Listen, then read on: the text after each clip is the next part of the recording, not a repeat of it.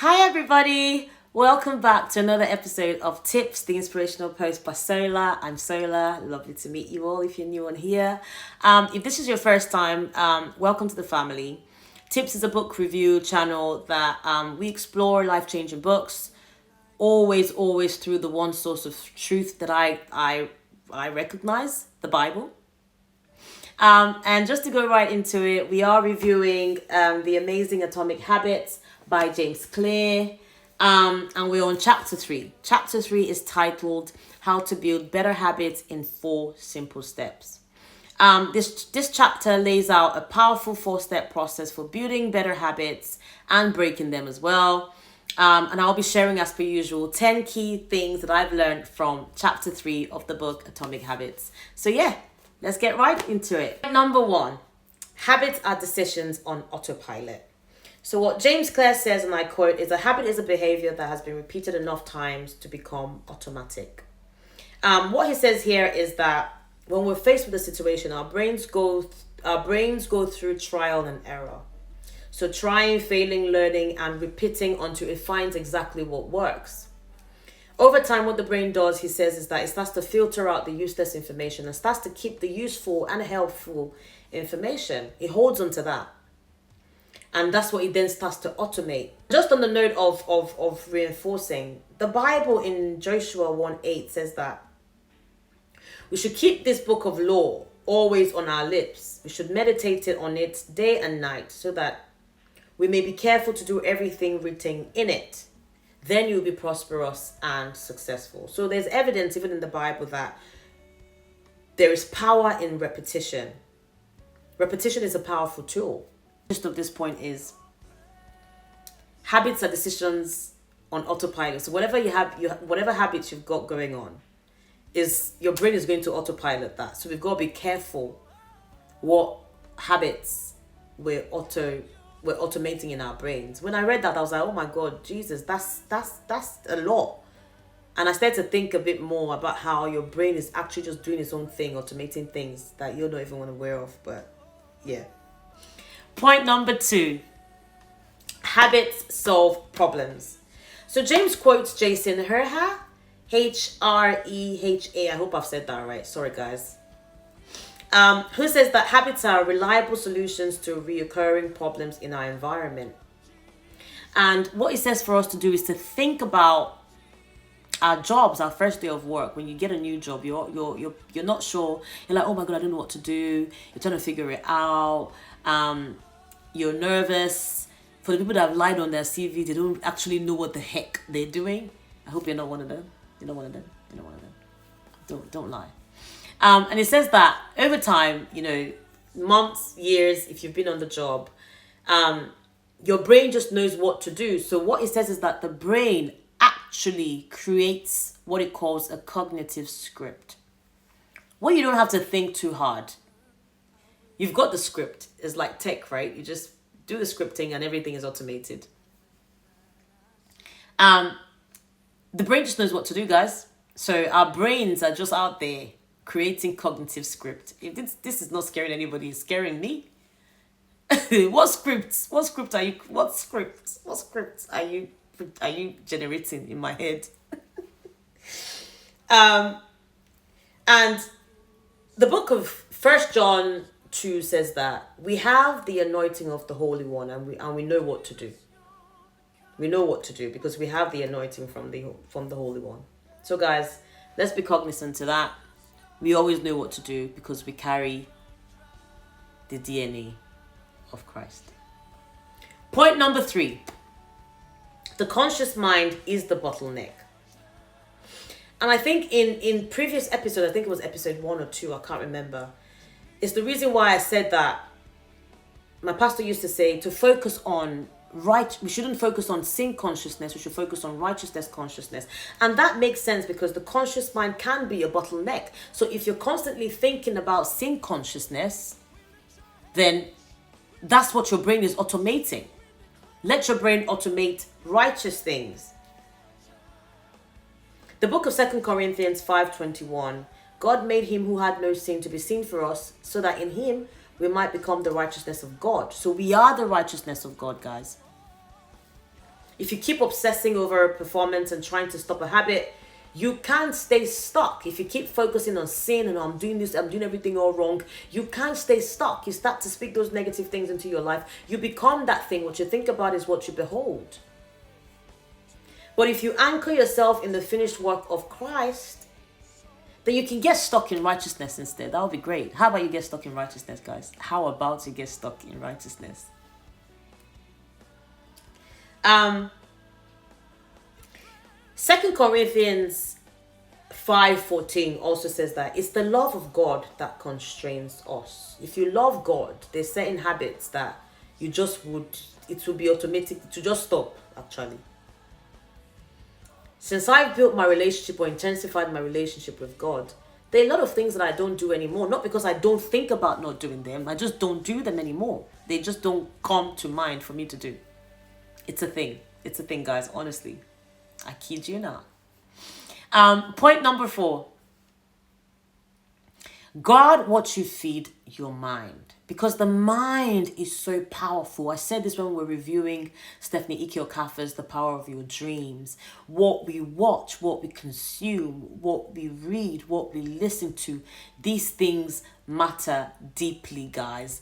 Honestly, to God. Removing the spirituality aside, which we should never really do. But let's even take it to the side for now. When you watch a horror movie, that's what you're potentially going to dream about. It's a thing.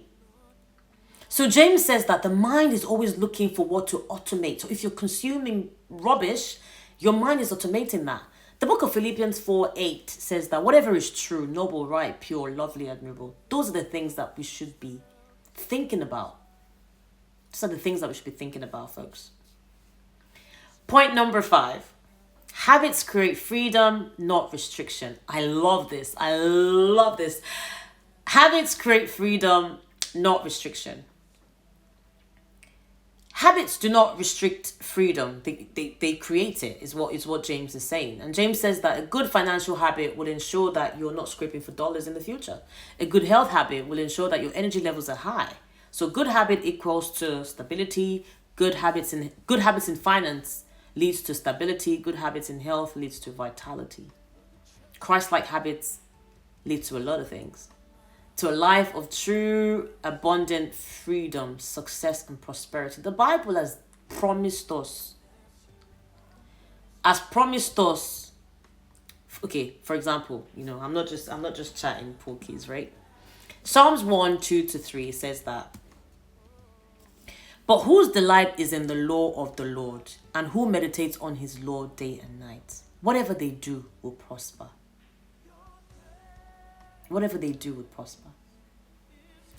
Joshua 1:8 we already spoke about, where he says that we should keep the book of the law on our lips. We should meditate on it day and night, so that we'll be careful to do everything that is written in it. Then we will be prosperous and successful. It's in the Bible, folks. It's in the Bible. Ephesians 1:7-8 also talks about us being abundantly free, not just barely free, but abundantly free. So James Clear is right. Habits create freedom, not restriction. Christ-like habits would create that freedom that the Bible has told us about, abundantly free. And financially free as well, because if you're successful and you're prosperous, I'm equating that to wealth. I'm equating that to comfortability, guys. Just being comfortable because So I really like that because it really ties well into the Bible. And I hope I've explained that properly. Point number 6, the 4-step habit loop. So James introduces a 4-step habit formation process. The first one is the cue, the trigger. That's the trigger that actually starts the habit. For example, how some religious people will say, when there's chaos or when they're going through something, they must pray and they must fast for 21 days for that thing to happen for them. And I say religious people, not believers, because believers understand that we don't need to perform to receive from God. Everything's already provided through grace. So what we do is we rest in the knowledge of grace, in the knowledge that we already have everything that we need. So the trigger for that is we're faced with trouble, basically, is where I'm going to with this. Sorry, I just digressed a little bit.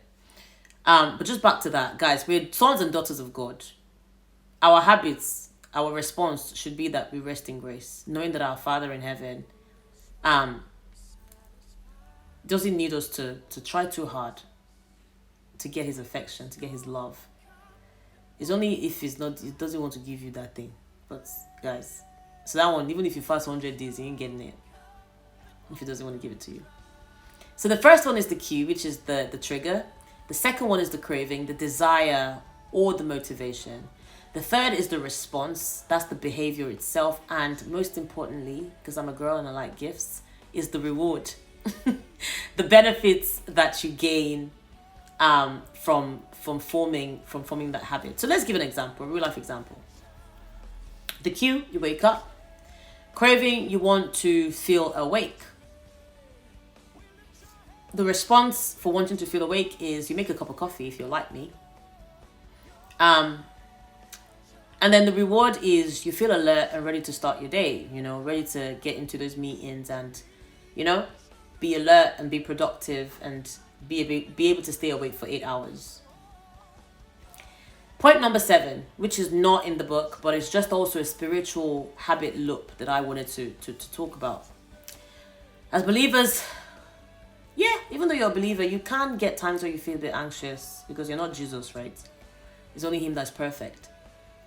But we are made perfect in his way, but it's only him that's perfect. So the cue is that you feel anxious. The craving is that you want peace of mind. The response is that you pray and you read your Bible. And the reward is that you start to operate or you start to come to a place of rest.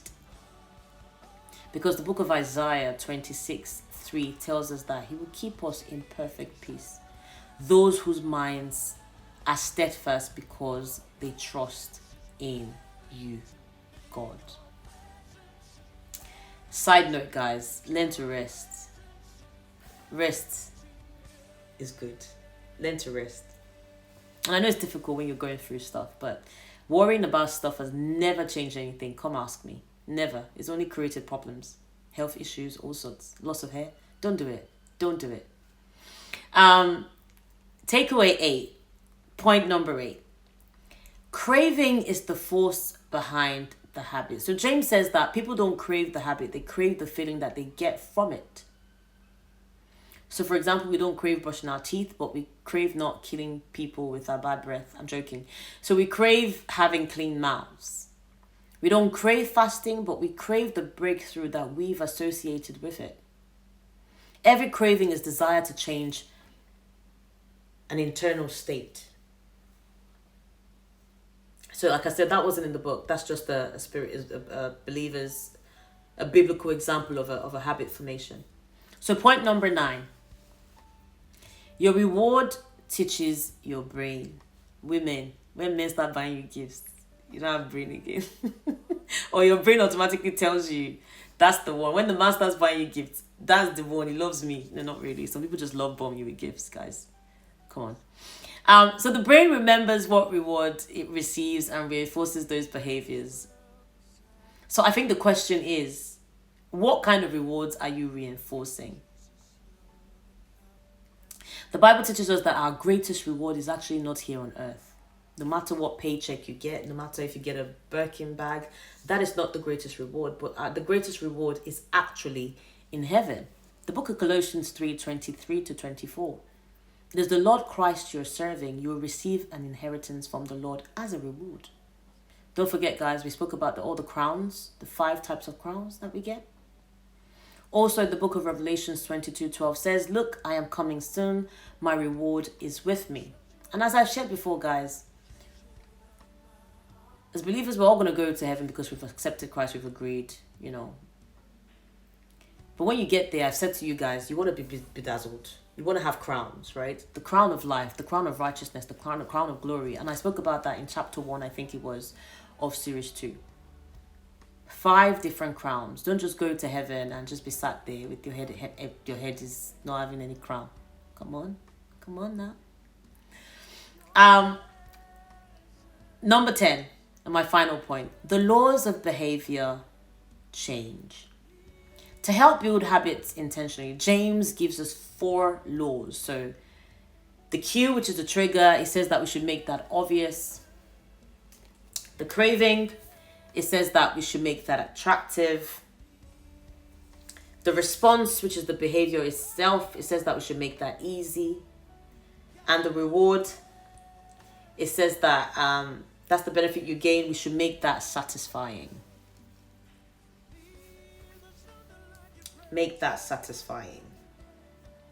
So he says that the more these are in place, the more likely we are to form habits that stick for work, for life, and most importantly, for our work in God, our work with God. So I'm just going to read the reverse, actually. So the reverse is breaking bad habits. The cue, make it invisible. The craving, make it unattractive. The response, make it difficult. The reward, make it unsatisfying. You ain't gonna see me where the reward is unsatisfying. I'm gone. But he also mentions that this is not an exhaustive framework for changing any human behavior. But he thinks it's a close shave. It's close enough. And whenever you want to change your behavior, you can just simply ask yourself, how can I make it obvious? How can I make it attractive? How can I make it easy? How can I make it satisfying?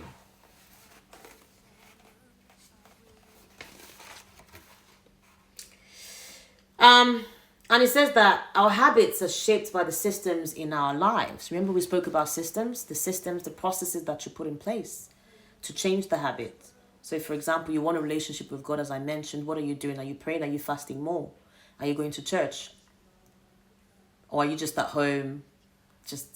I'm not saying you should not be at home, but like, you should be inserting yourselves in places and relationships that make you grow with your relationship with God. If you want to do better at work, what are you doing? Are you reading more? The subject matter, the industry, are you the industry? Are you making the effort to know more about that industry? Or are you just like, when they give you work is when you do the work? What is the self-development that you're putting in place? Those are the systems that we speak about. And your habits are shaped by the systems that we put in place. So just before I go, guys, my favorite quote from this book, actually, an amazing quote. Habits do not restrict freedom. They create it. Love it, love it, love it. Also love it because it ties in very, very perfectly with the Bible. So guys, habits form the foundation of our lives. We've got to be careful. We've got to be cognizant to that. We've got to be careful. They're not one-time actions, but they're actually ongoing patterns that our brains are trying to automate. As believers, just to round this up, we have to be intentional about the habits that we form and the direction that they take us to. What's the benefit? This thing I'm doing, what's the benefit of it? This relationship I'm in, what's the use of it? What's the benefit? What does it do for me? Does it make me a better person, or does it make me stagnant? Does it make me an angry person? Does it make me a loving person? Think about the direction of the habits that we're forming, guys. So yeah, as I did in the last 2 episodes, I'm going to do the same thing. There's a chapter summary here, if we can see it, and I'm just going to read that out for us. It's for number 1, a habit is a behavior that has been repeated enough times to become automatic. Number 2, the ultimate purpose of habits is to solve the problems of life with as little energy and effort as possible. Number 3, any habit can be broken down into a feedback loop that involves 4 steps: cue, craving, response, and reward. Number 4, the 4 laws of behavior change are a simple set of rules we can use to build better habits. They are: the cue, make it obvious; the craving, make it attractive; the response, make it easy; and the reward, make it satisfying. So yeah, thank you very much, guys. Thank you so much for joining for the 3rd chapter of the book. Next chapter would be chapter 4, and it's titled The Man Who Didn't Look Right. Guys, I hope you're looking right, especially if you're crossing the road. Please look right. Look right. But can't wait to speak to you guys next week. Can't wait to hear your experiences as well. It would be nice to know what habits you're dropping and what habits you're forming. And if the 4-step approach has worked for you ever in your life, I would love to hear from you guys. Thank you very much. Please don't forget to like, share, and subscribe. And I'm going to speak to you next week. Bye. Like you, Lord, in all the earth.